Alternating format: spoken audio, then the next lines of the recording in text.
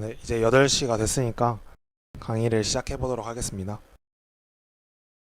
네, 오늘 이제 3주차 주제는 스택이랑 큐 그리고 덱 이렇게 세 가지를 준비를 했고요. 사실 이게 자료 구조인데 세 자료 구조가 비슷한 내용이라서 쉽게 하나만 이해를 해도 쉽게 다 이해를 하실 수 있을 겁니다. 네, 우선은 1회차 때 너무 개념만 많이 설명을 해가지고 이번 회차는 먼저 문제를 하나 같이 풀어보고 이 문제를 통해서 이제 자료 구조들에 대해서 공부를 하려고 하는데 한 2분 드릴 테니까 문제를 한번 읽어보시길 바랍니다.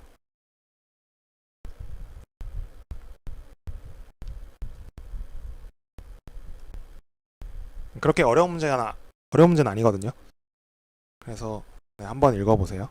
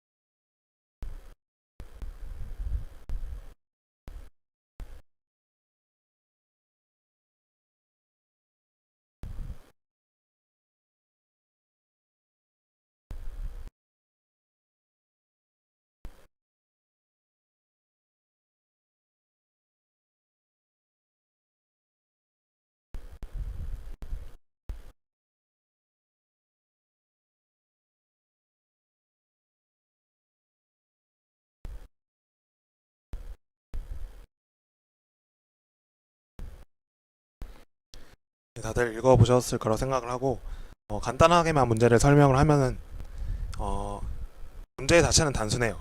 이렇게 막대기가 쭉 있을 때 이쪽에서 봤을 때 보이는 막대기의 개수가 몇 개냐 몇 번 흔히 보던 문제들이죠. 이제 얘를 여러 가지 총 세 가지 방법으로 한번 풀이를 해보겠습니다. 첫 번째로 이제 나이브하게 해결하기라고 적혀 있는데 나이브란 뜻은 그냥 뭐 뜻 그대로 말하면 순진하게 이렇게 푼다는 건데 이제 좀 더 알고리즘적으로 말을 하자면 그냥 알고리즘을 적용하지 않고 그냥 무식하게 푼다는 그런 느낌입니다. 그래서 일단은 막대기가 예를 들어서 이제 현재 막대기가 오른쪽에서 보일 수 있느냐 그거를 체크하기 위해서는 어떻게 해야 될까요? 이렇게 막대기가 쭉 있을 때 이 막대기가 오른쪽에서 보이느냐 오른쪽에서 보일 수 있기 위해서는 얘보다 더 높은 막대기가 이쪽에 없어야겠죠. 그래서 각 막대기별로 오른쪽에 있는 막대기 중에서 현재 자신보다 더 높은 막대기가 있느냐 그렇게 이제 체크를 할 수 있어요. 그러면은 만약에 있다 그러면 얘는 안 보이겠죠 오른쪽에서. 근데 만약에 여기 있는 모든 막대기가 다 얘보다 높이가 작다 그러면 얘는 이제 보일 수 있는 거예요. 이제 이런 식으로 체크를 할 수 있는데 얘는 지금 n이 막대기가 총 10만 개거든요. 최대 10만 개라서 시간 복잡도가 n제곱이에요. 이제 지난 회차 때 시간 복잡도에 대해서 배웠는데 제일 첫 번째 거 얘가 만약에 총 n개라고 하면은 첫 번째 거 얘의 막대기가 보이는지 체크를 하기 위해서는 총 n-1개를 체크를 해야겠죠.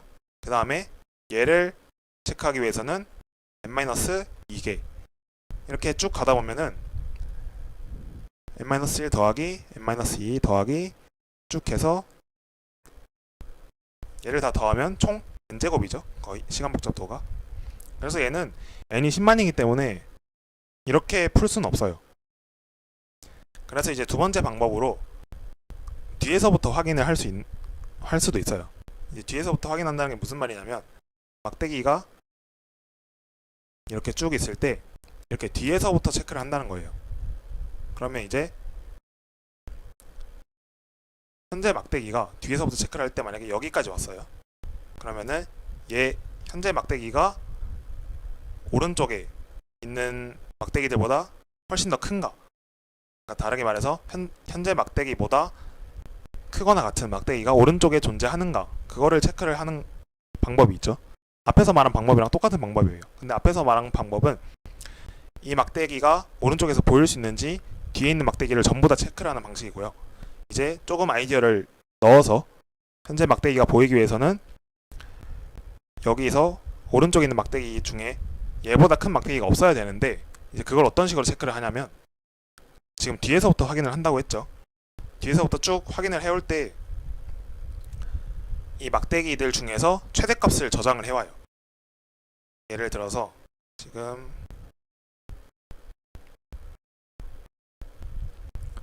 이런 식으로 있다고 할게요. 총 5개가 있는데, 뒤에서부터 체크를 했을 때 처음에는 높이가 2짜리인 막대기예요. 얘는 앞에 얘를 가리는 막대기가 없으니까 보이겠죠? 그래서 얘는 볼 수 있어요. 그리고 이제 이 높이가 6인 막대기도 오른쪽에서 얘보다 높은 막대기가 존재하지 않죠. 그래서 얘도 볼 수 있어요. 근데 여기 이 3을 보면은 오른쪽에 6이라는 막대기가 얘보다 더 크거나 같아요. 그래서 얘를 가리겠죠. 높이가 3인 막대기를. 그래서 얘는 볼 수가 없어요. 그리고 얘를 보면은 얘도 마찬가지로 6에 의해서 가리죠. 얘도 볼 수 없고 얘도 볼 수 없고. 그래서 총 보이는 막대기의 개수는 2개 이렇게 나올 수 있습니다. 그럼 이제 얘는 시간 복잡도가 어떻게 되냐? 지금 이 코드는 일단 조금 이따가 설명을 하고, 시간 복잡도를 보면은 얘가 보일 수 있는지 체크를 하기 위해서는 앞에서는 지금 뒤에 있는 걸 다 한 번씩 훑었죠.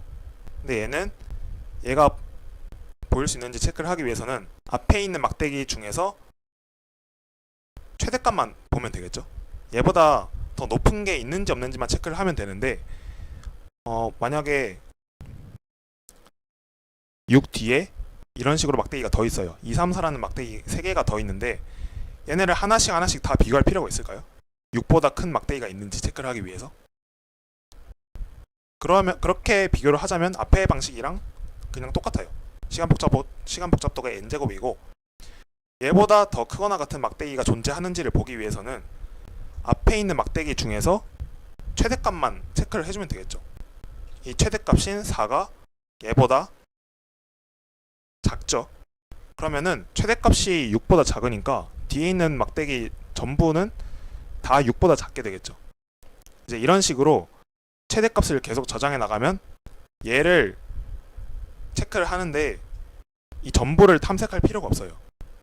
그래서 이 코드가 이런 식으로 작성이 되는데, 지금 i는 n-1부터 0까지 이제 뒤에서부터 탐색을 하는 거죠. 뒤에서부터 탐색을 하고, 그 다음에 현재 막대보다 더 오른쪽에 있는 막대기들 중에서 최대 높이를 이 rightmax라는 변수에 저장을 해둬요.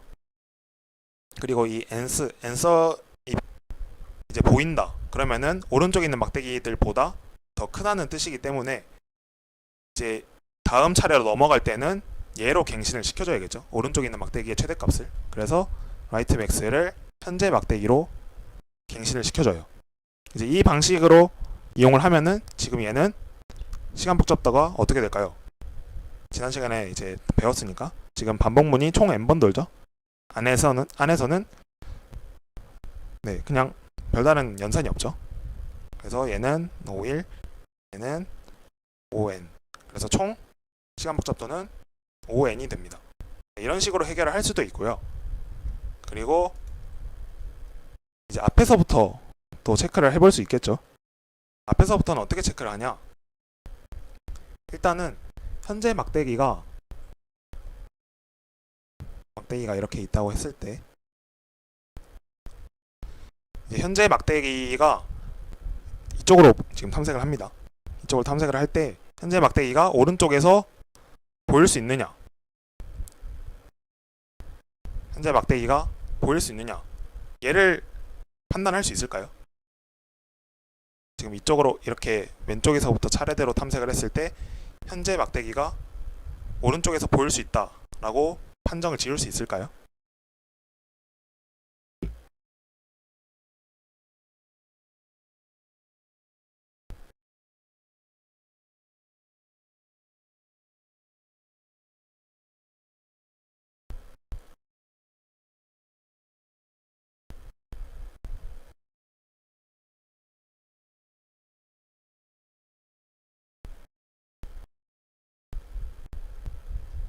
네, 이게 딜레이가 있는지 모르겠는데 일단 답변이 안 올라와서 네, 지금 이 현재 얘 막대기가 오른쪽에서 보일 수 있는지 없는지를 체크를 하려면 오른쪽에 있는 막대기를 전부 다 알고 있어야 돼요.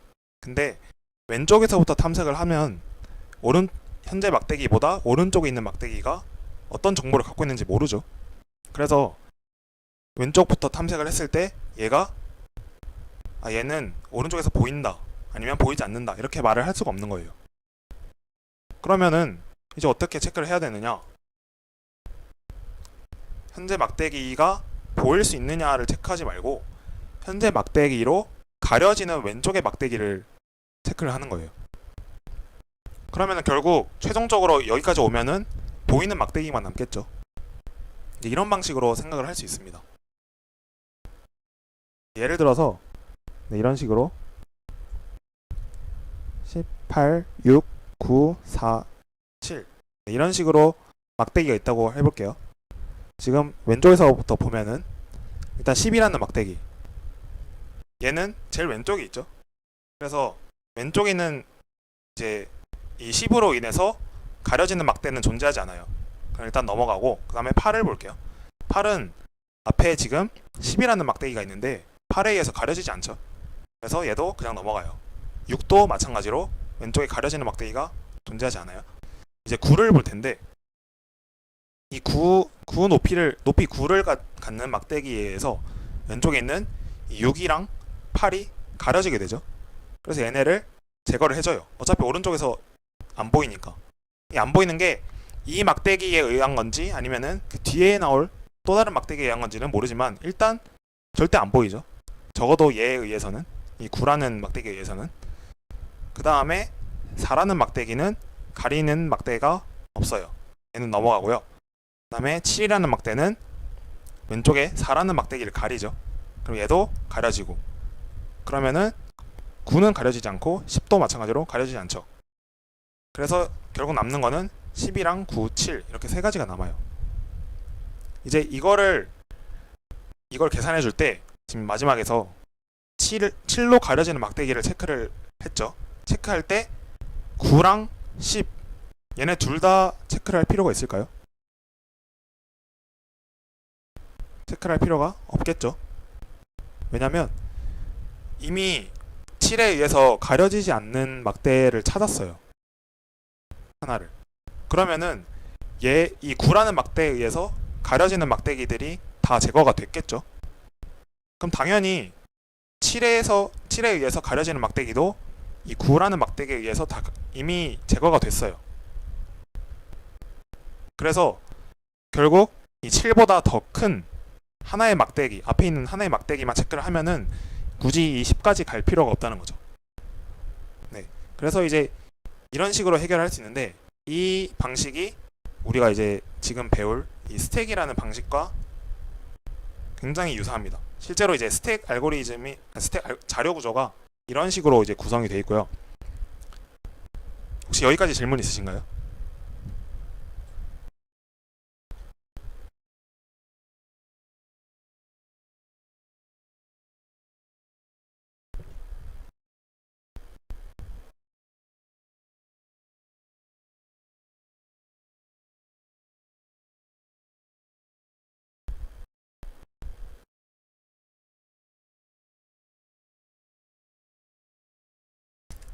네, 그러면 질문 없으시면 네, 이제 이 스택이랑 큐랑 덱이 도대체 뭔가 얘네에 대해서 이제 알아보겠습니다.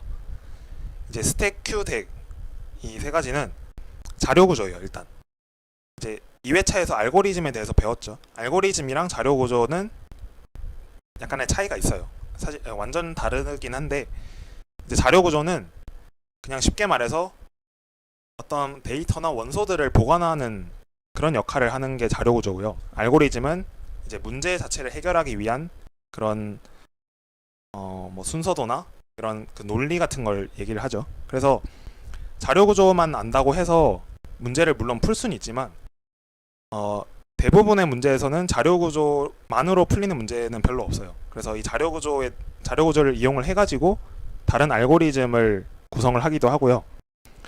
그래서 그 말은 자료 구조에 대해서는 기본적으로 이제 이런 앞으로 여러 자료 구조를 배우겠지만 사실 스택이나 큐, 덱 이런 거는 제일 초반에 배우는 기본적인 자료 구조거든요. 그래서 이런 자료 구조들에 대해서는 충분히 잘 숙지를 하고 있어야 이제 뒤에서 배울 이제 초급 단계에서도 이제 나중에 그래프 탐색을 배우는데 DFS, BFS 이런 거에서도 다 쓰이고요. 이제 알고리즘을 배울 때 자료 구조들이 많이 이용이 되니까 꼭 이제 완벽히 숙지를 해놓는 거를 추천드려요. 네, 그래서 이제 스택이랑 큐, 덱은 이게 제일 중요합니다. 특정 위치에서만 원소를 넣고 뺄 수 있는 선형 자료 구조입니다. 선형 자료 구조라는 말은 그냥 쉽게 말해서 이제 일자 형태로 선형으로 자료들이 저장이 된다. 이거는 크게 엄청 중요한 건 아니고요. 제일 중요한 거는 이 특정 위치에서만 원소를 넣고 뺄 수 있는 이 특성이 제일 중요합니다. 그리고 우리가 1회차 때도 했었죠. STL 정말 편리한 라이브러리인데 이 C++ STL에 이 스택, 큐, 덱 이 자료 구조에 대해서 충분히 다 구현이 되어 있어요. 그래서 우리는 이제 문제를 풀 때는 그냥 갖다 쓰기만 하면 됩니다. 네, 이제 스택을 알아볼 건데 앞에서 문제 풀이할 때 잠깐 언급을 했죠. 스택은 한쪽 끝에서만 원소를 넣고 뺄 수 있는 자료 구조입니다. 만약에 스택이 자료 구조가 이렇게 있으면은 여기 하나의 문이 있다고 할게요. 이 문을 통해서만 자료들이 왔다 갔다 할 수 있는 거예요. 다른 통로로는 절대 빠져나갈 수 없고요. 그래서 이제 스택의 성질을 이렇게 last in, first out, 제일 마지막에 들어온 게 먼저 나간다. 이게 자료들이 이렇게 들어와서 여기 안에서 막 이렇게 섞이는 게 아니라 차곡차곡 쌓여요. 차곡차곡 쌓여서 이런 식으로 저장이 되는데 들어오면은 그 위에 또 쌓이겠죠. 근데 나갈 때는 제일 위에 있는 얘가 먼저 밖으로 나가요. 그 다음에는 또 나갈 때는 그 위에 쌓여 있는 게 밖으로 나가고, 이런 식이면 이게 조금 이해가 되겠죠. 제일 마지막에 들어온 게 먼저 나간다. 이런 하노이탑 아시죠? 하노이탑이나 아니면은 그 고리 던지는 이런 놀이들에서 이제 넣은 순서대로 쌓이고 그 다음에 제일 마지막에 던져진 게 다시 밖으로 빠져나갈 수 있죠. 대충 이런 느낌이에요. 그래서 이제 스택에는 대표적인 두 연산이 있는데 푸시랑 팝이 있어요.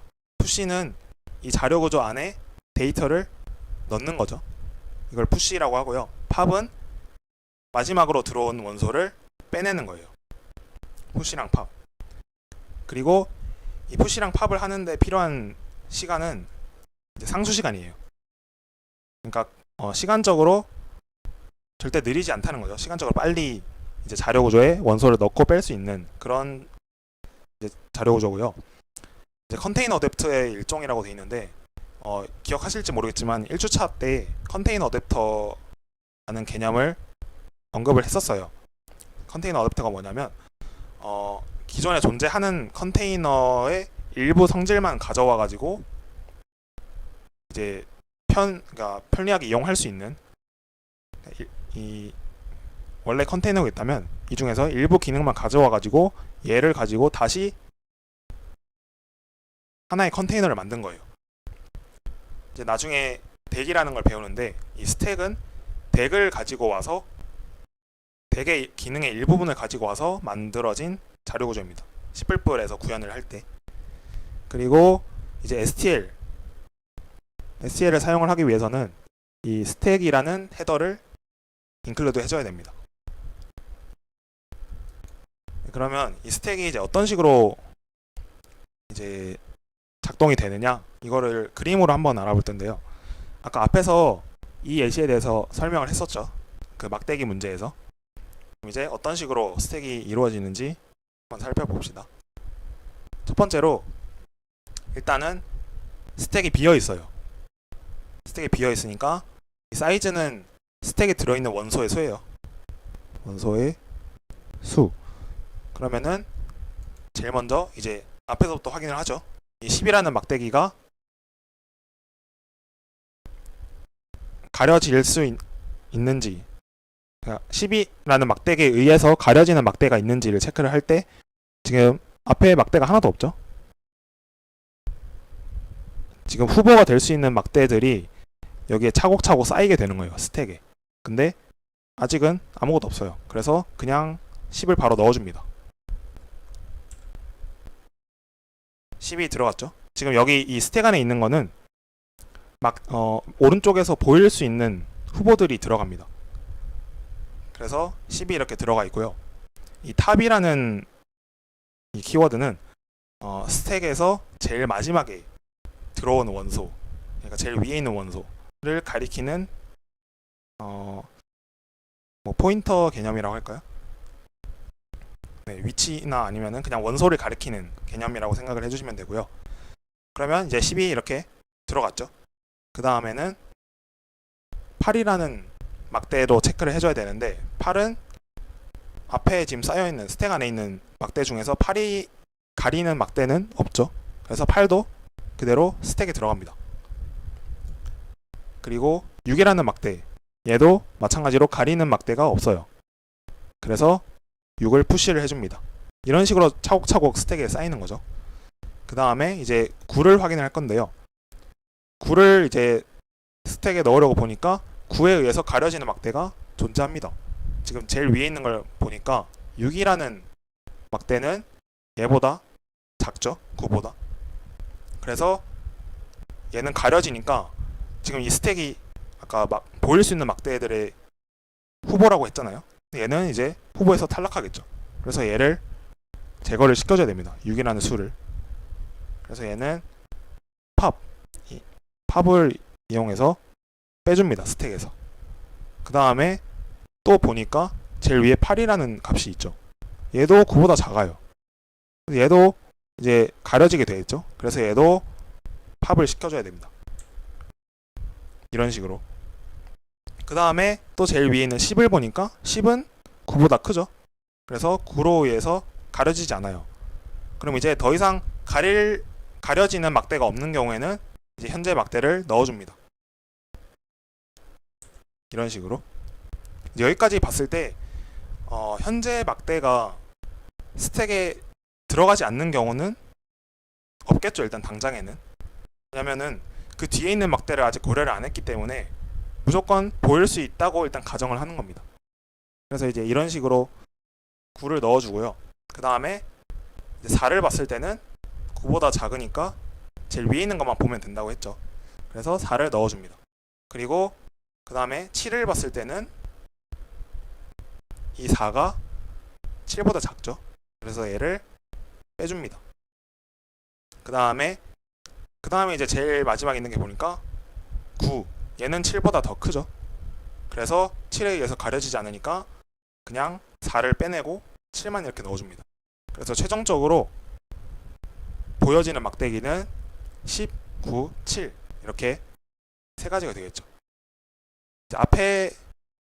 앞에서 말한 아이디어가 어떻게 스택으로 이제 이루어지는지 좀 이해가 되셨나요? 혹시 이해가 안 되시는 분 질문 있으시면 질문 하셔도 됩니다.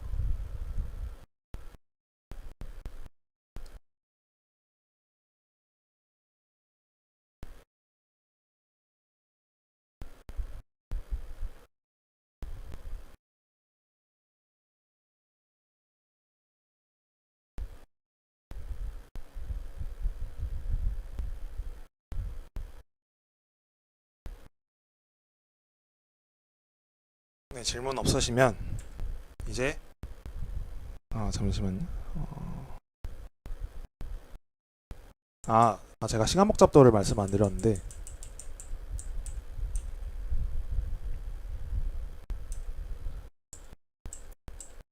네, 세 번째 풀이에서는 얘도 시간 복잡도가 5n입니다. 그 이유가 뭐냐면 이제 왼쪽에서부터 하나씩 볼 때 일단은 각 막대기를 체크하는 경우는 총 n이죠. for i가 0부터 i가 n-1까지 이제 현재 막대가 보일 수 있는 후보가 되는가, 이거를 이제 체크를 하는 게 하나의 포문으로 들어가겠죠. 그 다음에 아까도 말씀드렸듯이 현재 막대에 의해서 앞에 가려지는 막대가 존재하는지를 이제 체크를 하는데, 예를 들어서 지금 9를 봤을 때 6이랑 8이 지워지죠. 그러면은 이 두 원소는 더 이상 고려되지 않아요. 스택에서 봤듯이 스택에서 사라지죠. 그래서 얘네는 더 이상 원소를 체크를 하지 않고요. 그리고 이제 4라는 지금 10, 8, 6, 9, 4, 7 4라는 원소를 체크를 할 때 얘가 보일 수 있느냐, 얘를 체크를 할 때 이미 얘네는 다 없어졌고요. 체크를 할 때 앞에 있는 원소들을 다 한 번씩 체크를 한다면 얘는 n제곱이 돼요. 그렇죠? 이 포문이 각 원소를 한 번씩 체크하는 경우고, 이 포문 안에서 앞에 있는 원소들을 다 체크를 한다면 또 n개가 들어가니까 5n제곱이 되는데, 4보다 더 높은 막대기가 있는 경우에 그 막대만 체크를 하고 그 뒤에 있는 막대는 체크를 안 해도 된다고 했죠. 왜냐면 얘에 의해서 이미 다 가려질 거는 가려졌는데, 4에 의해서 가려지는 막대기들은 3 이하잖아요. 근데 3 이하는 당연히 이 9라는 막대기에서 다 미리 없어졌겠죠. 그래서 더 큰 막대를 만나는 순간 체크를 더 이상 할 필요가 없어요. 그래서 결국 이 뒤에 그러니까 앞에 지나온 원소들을 전부 체크할 필요가 없고, 최종적으로 더 큰 얘만 체크를 하면 되기 때문에 이 포문 안에서, 포문이 총 5n이고 이 안에서는 5,1이 됩니다. 상수시간에. 그래서 최종적으로 시간 복잡도가 5n이 되는 거죠.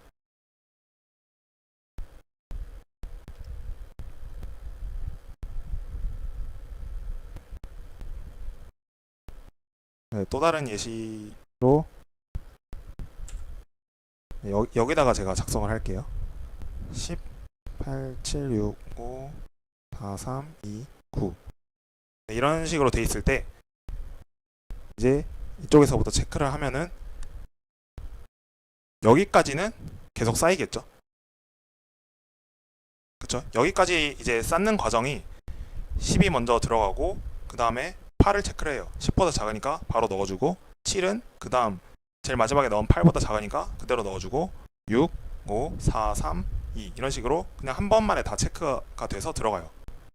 그러니까 예를 들어 3이라는 값이 이 스택에 추가가 될 때는 제일 마지막에 추가된 이 4라는 원소, 얘만 봤을 때 얘보다 작으면은 바로 넣어주면 돼요. 그쵸? 괜히 뒤에 것까지 다 체크를 할 필요가 없죠.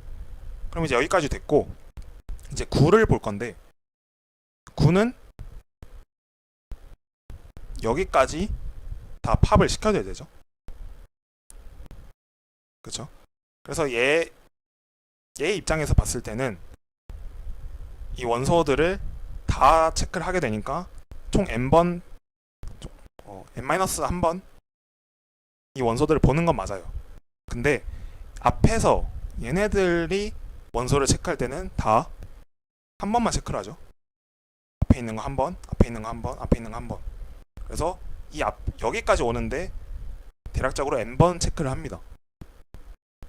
그러면은 5n 더하기 5n-1 얘는 5n이죠. 이해되셨나요? 이거는 한번 직접 예시를 이런 식으로,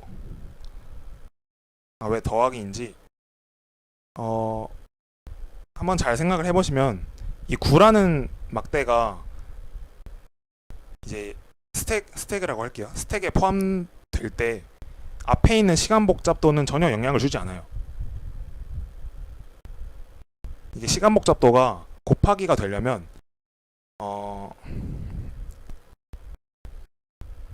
이제 포문을 예로 들면은 이중 포문일 때, 보통 이런 식으로 될 때 이제 n제곱이라고 표현을 하죠. 이중 포문이 그러니까 그러니까 여기서 이제 총 n번 돌리고 여기서 n번 돌릴 때 이 하나의 n번에 대해서 이 안에 있는 포문을 n번 반복을 하고, 그 다음에 i가 1일 때 n번 반복, i가 2일 때 n번 반복, 이런 식으로 해서 n 더하기 n 더하기 쭉 해서 n, 이 n이 n개 존재하면은 n 곱하기 n에 대해서 n제곱, 이런 식으로 이제 우리가 체크를 하죠.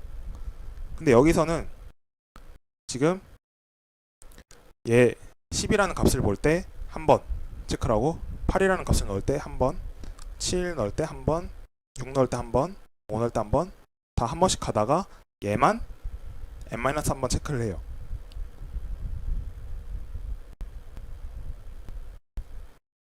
그러면은 얘는 뭐 최종적으로 대충 2n 정도 되는데, 2n은 ON이랑 같죠. 상수는 날라가니까.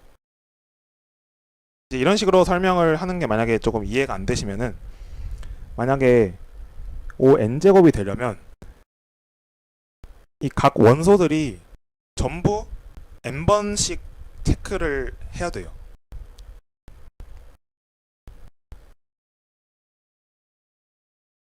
이 포문을 통해서 이해를 해보면, 첫 번째 이 밖에 있는 포문이 i는 1부터 n까지 체크를 할게요. 그 다음에 여기는 j는 1부터 n까지, 그러니까 i가 1부터 n까지, j가 1부터 n까지. 그러면은 이 하나의 i에 대해서 1부터 n까지의 j를 다 탐색을 하죠. 그러면은 결국 각각의 j에 대해서 총 n번씩 이제 확인을 하는 거예요. j는 1일 때 총 n번, 2가 n번, 3이 n번. 근데 얘는 각 원소가 얼만큼 체크를 하느냐를 봤을 때, 일단은 현재 원소, 현재 막대기가 포함되느냐 체크할 때 얘를 한번 체크를 하죠. 그 다음에 뒤에 있는 막대기가 얘를 몇 번 체크를 하느냐. 이게 만약에 n번이면은 얘는 ON제곱이에요. 근데 절대 n번 체크를 하지 않아요.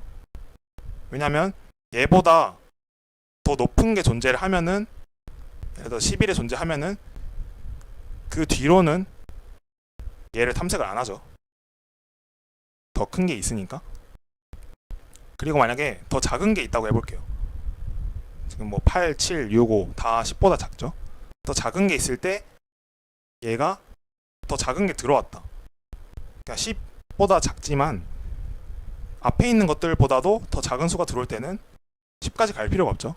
4는 5보다 작으니까 그냥 바로 쌓아주면 되고. 이런 식으로 예시를 만들어서 한번 체크를 해보면 이 각각의 숫자가 상수번 체크를 하게 돼요. 거의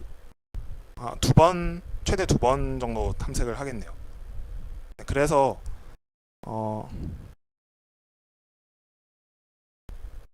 이제 조금 구체적으로 나타내면 대충 O2n이 되고요.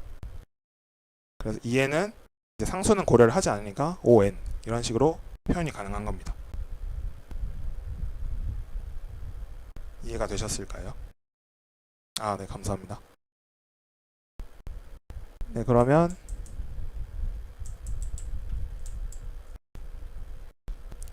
이제 C++에서 어떻게 스택이 사용이 되느냐. 일단 C++의 그 STL에서 스택의 형태는 이런 식으로 구성이 되어 있어요. 근데 이거에 대해서 사실 자세하게 알 필요는 없고요. 왜 이걸 가져왔느냐. 아까 앞에서 스택이 컨테이너 어댑터라고 했죠. 기존에 존재하는 컨테이너의 일부분을 가져와 가지고 필요한 기능만 가져와서 만든 컨테이너다. 이 스택은 이 덱이라는 컨테이너를 가져와서 만든 컨테이너입니다. 이제 나중에 덱을 설명할 때 제가 조금 더 언급을 할게요. 그래서 이제 스택이 갖고 있는 함수들이 뭐가 있느냐. 일단 아까 푸시 팝이 있었죠. 푸시 k 이런 식으로 넣으면 스택에 k라는 원소를 추가한다. 이런 식으로 되고요. 팝은 스택에서 제일 마지막에 넣은 원소. 아까 앞에 그림에서 이런 식으로 쌓아갈 때 제일 위에 있는 이 원소죠. 이 원소를 그냥 제거하는 거예요. 그리고 탑은 제일 마지막에 넣은 원소를 반환해요. 얘는 제거는 하지 않아요. 그냥 제일 위에 있는 값이 뭐냐, 아니면은 스택에서 제일 마지막에 들어간 원소가 어떤 값이냐, 그거를 반환을 합니다. 이제 얘는 제거는 하지 않고요. 그리고 팝을 했을 때는 제거된 원소를 반환은 하지 않아요. 얘는 반환은 하지 않습니다. 네, 얘는 제거는 하고 반환은 하지 않고, 얘는 반환은 하지만 제거는 하지 않고, 이 차이를 잘 이해를 하셔야 되고요. 그리고 사이즈, 얘는 현재 스택에 들어있는 원소의 개수를 반환한다. 그 이전에 1회차에서 벡터 사이즈랑 똑같죠. 벡터에 들어있는 개수를 반환하거나, 얘도 똑같이 스택에 들어있는 원소의 개수를 반환한다. 그리고 empty, 얘도 스택이 비어있으면 true 아니면 false, 이것도 벡터랑 동일하게 작용을 합니다. 그래서 이제 어떤 식으로 스택에 대한 함수를 이제 코드로 작성을 하느냐, 이게 그 앞에서 말한 막대기 문제 예시 코드거든요. 일단 스택을 선언을 해둬요. 그리고 이제 막대기를 앞에서부터 하나씩 받아갈 때, 만약에 이건 s.empty, 얘는 스택이 비어있다면 참이니까 이 if문을 수행을 하겠죠. 그렇죠? 비어있으면, 스택이 비어있는 게 어떤 의미일까요? 아직 아무 막대기도 후보에 안 들어온 경우예요. 이 경우는 그냥 제일 처음이죠. 제일 첫 막대기를 봤을 때, 그때가 이 if문입니다. 스택이 비어있을 때.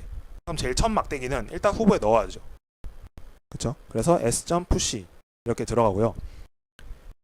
그게 아닐 때는 이제 이 부분이 좀 중요한데요. 이 while문이 어떻게 해석되냐면, 일단 이 and라는 연산자 있죠. and는 양쪽에 있는 두 조건이 다 만족을 할 때, 이 왼쪽에 있는 조건은 s.empty 앞에 느낌표가 붙어 있어요. 느낌표는 그 참거짓을 이제 반대로 돌려주는 거거든요. 그러니까 얘는 스택이 비어있지 않을 때, 얘는 스택이 비어있을 때 반대죠. 그러니까 스택이 비어있지 않으면서 스택에 있는 제일 위의 원소, 스택의 제일 마지막으로 넣은 원소가 h보다 작거나 같다. 이게 어떤 의미냐면, 이런 식으로 있을 때, 지금 9를 볼게요. 9를 보면은 이전까지 이 세 원소는 다 들어가 있어요. 10, 8, 7. 그리고 이제 9를 넣으려고 볼 때 스택이 지금 비어있지 않죠? 그리고 스택의 제일 위의 원소, 얘가 탑이 되는 거예요. 근데 지금 9를 넣을 때 보니까, 9를 넣으려면 이 7이랑 8을 다 빼줘야죠. 그래서 이 빼주는 부분을, 스택의 제일 마지막 원소를 봤을 때 얘가 현재 막대보다 더 작거나 같다. 그러면은 얘를 빼주는 거예요. s.pop. 그래서 7을 빼주고, 이게 while문이니까 이걸 만족하는 동안에 while문을 계속 수행을 하는 거죠.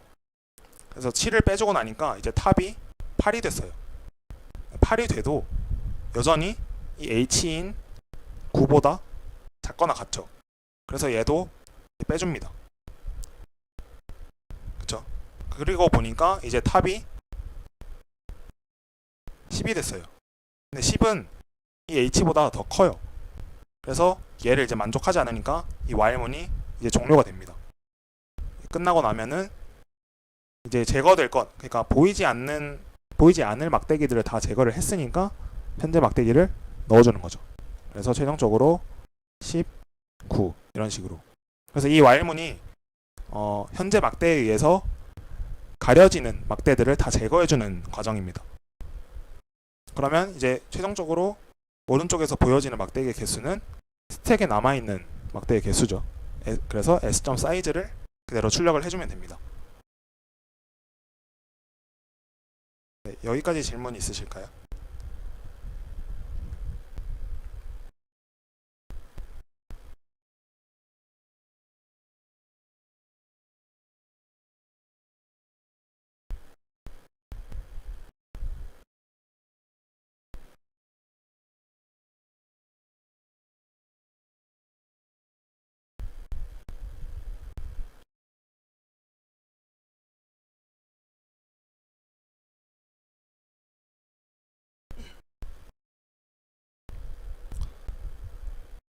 질문이 없으시면 제가 이게 그 딜레이 라이브 딜레이가 얼마나 되는지 몰라서 혹시나 질문이 없으셔도 없다고 한 번씩만 말씀해 주시면 제가 이제 어느 정도 딜레이가 있는지 파악하기 좋을 것 같아요. 네, 그러면은 이제 다음은 Q를 볼 건데요. Q는 아까 스택은 한쪽에서만 원소를 넣고 뺄 수 있는 그런 자료 구조였죠. Q는 한쪽에서는 원소를 넣기만 하고 다른 쪽에서는 뺄 수만 있는 자료 구조입니다. 그래서 아까 스택은 이제 여기 하나에만 문이 있어가지고 이런 식으로 들어갔다 나갔다 하는 건데, Q는 양쪽에 문이 있고요. 이쪽으로는 들어올 수만 있고 이쪽으로는 나갈 수만 있어요. 그래서 이제 만약에 이쪽으로 뭐 3개가 들어온다 그러면 이렇게 하나 둘 3개 이렇게 쌓이겠죠. 그리고 나갈 때는 제일 먼저 들어온 것부터 나가야겠죠. 왜냐면 얘가 나가려고 보니까 앞에 얘가 있어요. 그러면은 못 나가겠죠. 그래서 제일 먼저 들어온 것부터 나가게 돼요. 이쪽으로. 그래서 얘는 first in, first out. 먼저 들어온 게 먼저 나간다. 이제 스택과 완전 반대죠. 스택은 제일 마지막에 들어온 게 먼저 나가는데 Q는 먼저 들어온 순서대로 나가게 됩니다. 이제 얘도 연산이 푸시 팝 동일하고요. 푸시는 이제 Q에 넣어주는 작업, 그리고 팝은 Q에서 원소를 빼주는 작업. 그래서 마찬가지로 상수 시간 안에 돌아갑니다. 그래서 굉장히 빠르고요. 이제 얘도 스택이랑 마찬가지로 컨테이너 어댑터인데 동일하게 덱을 이용을 해서 만든 컨테이너입니다. 그리고 C++에서 사용하기 위해서는 이 Q라는 헤더를 인클루드 해줘야 되고요. 이제 Q의 종류가 몇 가지가 있는데 이제 간단하게 2가지만 가지고 왔어요. 첫 번째로 선형 Q. 선형은 그냥 일자로 된 Q죠. 이제 이 Q에 원소를 저장을 할 때 어떤 식으로 저장을 하냐면 이 프론트가 Q에서 제일 앞에 있는 원소예요. 그러니까 제일 먼저 들어온 원소, Q 안에 있는 원소 중에서 제일 먼저 들어온 원소의 위치를 나타내고요. 이 리어는 이제 다음에 들어올 원소의 위치를 담고 있어요. 그래서 지금 Q가 이렇게 원소 하나도 없죠. Q가 비어있는 경우에는 지금 이 위치에 다음 원소가 들어와야 되니까 이 리어랑 프론트가 같은 위치를 가리키게 돼요. 프론트는 항상 제일 앞을 가리키고 있고요. 원소가 비어있을 때는. 그래서 이제 empty인지 이 Q가 비어있는지 체크를 할 때는 프론트랑 리어가 같은지 이걸 체크를 해가지고 현재 Q가 비어있다 아니면은 원소가 들어있다 이걸 체크를 하고요. 사실 이거는 이제 C 언어에서 Q를 구현을 할 때 이런 식으로 이제 구현을 하거든요. Q가 비어있는지 프론트랑 리어라는 일종의 뭐 포인터 개념이죠. 원소의 위치를 가리키고 있는 이걸 통해서 구현을 하는데 사실 C++에서는 이런 용어들이 크게 중요하진 않아요. 왜냐하면 내부적으로 다 이미 구현이 돼 있기 때문에 그냥 원소를 넣고 그다음에 다시 빼고 그리고 뭐 원소의 개수 그리고 empty라는 함수가 있었죠. 아까 스택에서 봤을 때 empty 이 함수만 이용을 하면은 굳이 얘네를 비교를 할 필요는 없어요. 그래도 그냥 이런 식으로 구현이 되는구나 정도만 알아두시라고 제가 일단 갖고 왔고요. 그럼 이제 이 Q의 원소가 어떻게 들어가고 어떻게 나가는지를 한번 살펴볼 텐데요. 먼저 스택에 이제 들어오죠. 푸시. 이제 Q에 넣는 거를 inQ라고도 하는데 뭐 동일한 말입니다. 푸시나 inQ나 1이라는 값을 넣어줬어요. 그러면은 아까 리어가 다음에 들어올 원소의 위치를 가리키기 때문에 1 다음에 현재 이 위치를 가리키게 되겠죠. 프론트는 들어온 원소 중에 가장 먼저 들어온 원소를 가리키기 때문에 여기 그대로 유지하고 있고요. 그 다음에 또 원소가 하나 더 들어오면 이렇게 한 칸씩 옮겨가고요. 이런 식으로 이제 Q의 원소가 계속해서 들어올 때 이렇게 총 4개가 들어와 있죠. 리어는 계속 뒤로 가고 있고요. 그럼 이제 원소를 빼줘야 돼요. 원소를 빼주면은 제일 앞에 있는 원소, 제일 먼저 들어온 원소가 나가겠죠. 그래서 팝. 이제 얘는 DQ라고 하는데 얘도 뭐 크게 사실 뭐 중요하진 않고요. 그냥 원소를 제거를 했다. 제일 먼저 들어온 원소를. 그러면은 프론트는 Q에 있는 원소 중에서 제일 먼저 들어온 원소를 가리키기 때문에 2로 옮겨가겠죠. 그래서 또 이제 팝을 해주면은 또 2가 빠지고 프론트는 이쪽으로 옮겨가고, 이런 식으로 선형 Q가 이제 작동을 합니다. 그러면 이렇게 구성을 했을 때 이 선형 Q의 단점이 뭘까요? 단점을 한번 생각을 해보실까요? 단점이 뭘까요?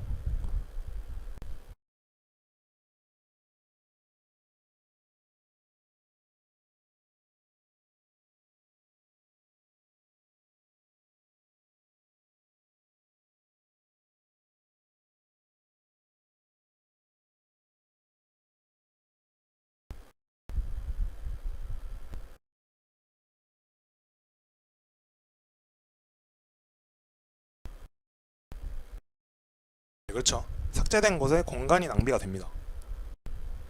여기서 지금 보면은 이 프론트를 옮겨줘야 돼요. 얘를 삭제를 했으면은. 그러면 그렇게 가다가 얘도 지우고 얘도 지우고, 그럼 이제 프론트 여기 왔죠. 그리고 값이 더 들어왔을 때 5, 6 이런 식으로 들어오면은 리어가 이쪽으로 이제 와서 더 이상 이제 Q의 공간 그 원소를 추가할 수는 없어요. 그리고 그 다음에 5랑 6을 또 다시 팝을 해버리면 프론트가 이제 이쪽에 위치하겠죠. 그러면은 프론트랑 리어가 계속해서 이쪽으로 증가하는 방향인데, 그럼 이 앞에 있는 이 부분은 더 이상 사용을 할 수 없겠죠. 그래서 이런 식으로 공간 낭비가 굉장히 심합니다. 그래서 이 선형 Q의 단점을 보완을 하고자 나온 게 원형 Q예요. 원형 Q는 어떤 식이냐면,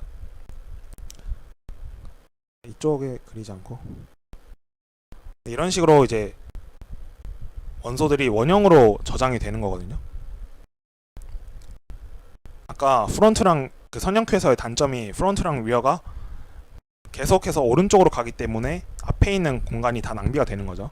근데 얘는 이제 원형으로 구현을 하게 되면은 이런 식으로 원소가 하나씩 추가되고 빠져나갈 때 처음에 프론트가 여기 있고, 예를 들어서 리어가 여기 있다고 할게요. 그리고 원소가 추가되고 계속 팝되면서 프론트가 이쪽으로 이동을 해요. 그리고 원소가 또 추가되면은 이제 시작점을 여기라고 할게요. 추가되면 리어가 하나씩 옮겨가겠죠. 그럼 이제 이 지점까지 원소를 채웠을 때 만약에 선형 Q였으면은 리어가 더 이상 이동할 수 없어요. 근데 원형 Q니까 리어가 이쪽으로 이동을 하게 되면은 프론트는 이쪽으로 이제 팝을 시켜서 이동을 했기 때문에 여기가 지금 현재 비어 있는데 원형으로 구성을 했기 때문에 이 자리에 다시 원소를 추가할 수 있는 거예요. 이렇게 추가하고 추가하고, 그래서 계속 돌겠죠. 그래서 이렇게 원형 Q로 구성을 하면은 공간이 낭비되는 게 훨씬 줄어들죠. 그래서 이제 이거를 이제 선형으로 어떻게 생각을 할 수 있냐면, 지금 여기까지 이렇게 이루어진 상태라고 할게요. 여기서 6이라는 원소가 들어왔어요. 그러면 이 리어를 뒤쪽으로 넘기지 않고 Q에 제일 앞으로 넘겨줘요. 만약에 여기에 원소가 있다, 이미 있으면은 이건 어차피 Q에 다 원소가 차 있으니까 더 이상 원소를 추가할 수 없어요. 그러면은 이 경우는 프론트가 여기 있겠죠. 그러면은 아까 앞에서 리어랑 프론트가 같을 때는 Q가 비어 있다고 했는데, 이렇게 원형 Q인 경우에는 리어랑 프론트가 같을 때는 Q가 비어 있거나 아니면은 꽉 차 있거나 이렇게 둘 중 하나가 되겠죠. 이런 식으로 이제 리어를 앞으로 보내버리는 거예요. 이러면은 이제 선형으로 된 배열 구조에서도 원형 Q를 구현을 할 수 있겠죠. 이런 식으로 공간 낭비 문제를 해결할 수 있고요. 이렇게 원소를 여기에다가 다시 추가하는 방식으로 이런 식으로 해결을 할 수 있습니다. 근데 이 과정이 이제 10불불 STL을 가져다 쓸 때는 사실 크게 고려를 하지 않아도 되고요. 이미 충분히 잘 구현이 돼 있기 때문에 만약에 C 언어로 구현을 해야 된다 그런 상황이 벌어지면은 이런 식으로 구현을 하면 됩니다. 그래서 얘네도 스택이랑 사실 거의 똑같아요. 푸시는 Q에 추가하고 팝은 제일 먼저 넣은 원소를 제거하고, 그리고 이제 프론트랑 백이라는 함수가 추가되는데 스택과 비교해서 프론트는 제일 먼저 넣은 원소를 반환을 해줘요. 그리고 백은 제일 마지막에 넣은 원소를 반환해주고요. 이런 식으로 일자로 여기서 들어가고 여기서 빠져나가는 형태니까 이 프론트 그리고 백, 네, 이런 식으로 원소를 반환하는 함수가 존재를 하고요. 그리고 사이즈랑 empty는 동일합니다. 스택이랑.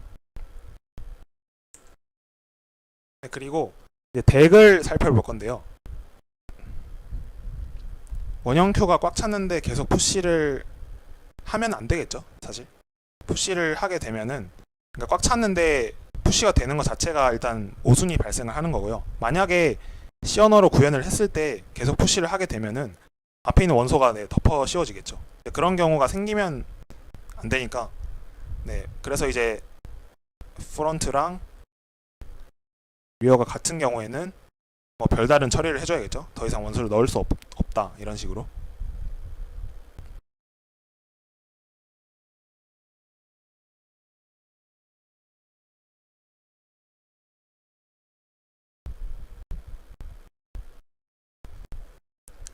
네, 그리고 이제 덱을 살펴볼 건데, 덱은 스택이랑 큐를 합친 형태예요. 앞에서 자꾸 왜 스택이랑 큐에 덱을 갖다 쓰느냐 뭐 이런 식으로 얘기를 했는데, 이걸 보면 조금 이해가 되실 수 있을 거예요. 스택이랑 큐를 합쳐놓은 형태고요. 덱은 양쪽 끝에서 삽입과 삭제가 모두 가능한 자료 구조입니다. 스택은 뒤에서만 넣고 뒤에서 다시 빼는 이런 형태의 자료 구조였고, 큐는 뒤에서 넣고 앞으로 빼는 자료 구조였는데, 덱은 그런 거 상관없이 그냥 앞뒤에서 다 삽입과 삭제가 가능한 자료 구조입니다. 그리고 덱은 순차 컨테이너의 일종이에요. 1회차에서 이제 순차 컨테이너 종류로 대표적인 게 벡터가 있었죠. 벡터랑 같은 비슷한 스타일의 컨테이너입니다. 그리고 덱을 사용하기 위해서는 덱이라는 헤더를 당연히 인클루드 해줘야 되고요. 그래서 덱은 이런 식으로 여기서 이 앞에서 원소를 삽입하고 삭제할 수 있고, 뒤에서도 원소를 삽입하고 삭제할 수 있어요. 이 과정은 이미 앞에서 Q나 스택을 통해서 다 설명을 했기 때문에 그 삽입 삭제 과정은 생략을 하겠습니다. 그래서 덱이랑 이제 덱에서 이용되는 함수들이 있는데, 앞에서 앞뒤로 삽입 삭제가 다 되기 때문에 함수가 조금 더 늘어났죠. 근데 직관적으로 이해를 할 수 있어요. 푸시 프론트 앞에다가 삽입을 합니다. 그리고 푸시 백 뒤에다가 삽입을 하겠죠. 그리고 팝 프론트 팝 백 마찬가지로 앞뒤에서 삭제하는 함수이고요. 얘네도 동일하게 시간 복잡도가 상수시간입니다. 그리고 프론트 백 얘는 Q랑 동일하죠. 그리고 사이즈는 덱에 들어있는 원소의 개수 반환, empty도 동일하고요.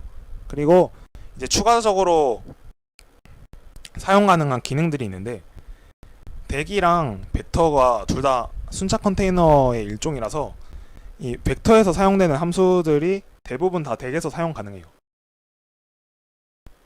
이제 덱에서 또 사용할 수 있는 게 비긴이랑 엔드, 벡터에서 그 반복자로 사용하던 비긴 엔드를 덱에서도 사용을 할 수 있고요.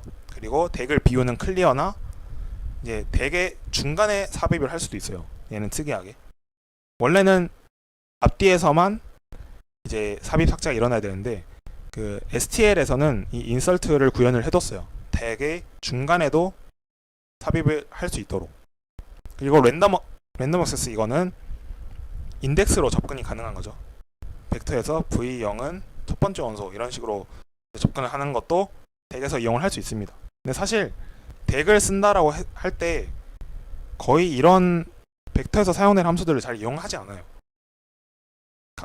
이용을 할 수는 있는데 저는 사실 이용을 해본 적이 거의 없고요. 한 번도 없고요. 애초에 이런 이런 함수들을 이용을 하려면 차라리 벡터를 사용을 하거나 덱은 이제 주로 앞뒤로 삽입 삭제를 하는데 많이 이용이 되기 때문에 이 함수들은 혹시나 관심이 있으시면은 따로 한번 이제 검색을 해보시는 걸 권장드리고요. 그럼 이제 실생활 예시를 한번 볼 건데, 그냥 이거는 제가 넣어놓은 이유는 왜 갑자기 이런 스택이랑 큐, 덱 이런 자료 구조를 배우느냐, 그거에 대해서 조금이라도 해소가 될 수 있도록. 네, 그래서 스택을 봤을 때는 스택이 어떻게 이용이 되냐, 우리가 인터넷으로 뒤로 가기 누르면은 제일 마지막으로 그 접속한 사이트가 나오죠. 이런 방식이 스택과 동일합니다. 잘 생각을 해보시면. 그리고 실행 취소, 우리가 어떤 뭐 코드를 작성하거나 어떤 작업을 하다가 이전으로 돌리고 싶다 그러면은 바로 앞 단계로 돌아가죠. 그리고 좀 더 올라가고 싶다 그러면은 또 한 단계 앞 단계, 그리고 또 앞에, 이런 식으로 이 과정이 스택에 이전 작업들이 하나씩 쌓여가는 것과 동일합니다. 그래서 제일 마지막에 스택에 쌓인 작업으로 돌아가고, 다시 얘를 팝하고 또 돌아가고, 이런 식으로. 그리고 Q는 먼저 들어온 게 먼저 나가야겠죠. 그래서 우리가 이제 인쇄를 하면은 제일 먼저 인쇄를 누른 문서부터 프린트가 되잖아요. 그래서 얘도 Q와 비슷하고, 놀이공원에서 줄을 서면 제일 앞에 먼저 줄 선 사람이 먼저 들어가죠. 은행원보다 마찬가지. 번호표를 먼저 뽑은 사람이 먼저 이제 업무를 보겠죠. 그래서 이런 식으로 실생활에서 이용될 수 있는 예시들이 있고요. 이거는 그냥 재미용으로, 이렇게 또 실생활에 이용이 되는구나. 실제로 실행 취소나 웹브라우저 뒤로 가기 이런 거는 실제로 구현을 할 때 스택으로 구현을 해도 괜찮겠죠. 이런 식으로 이용이 되고요.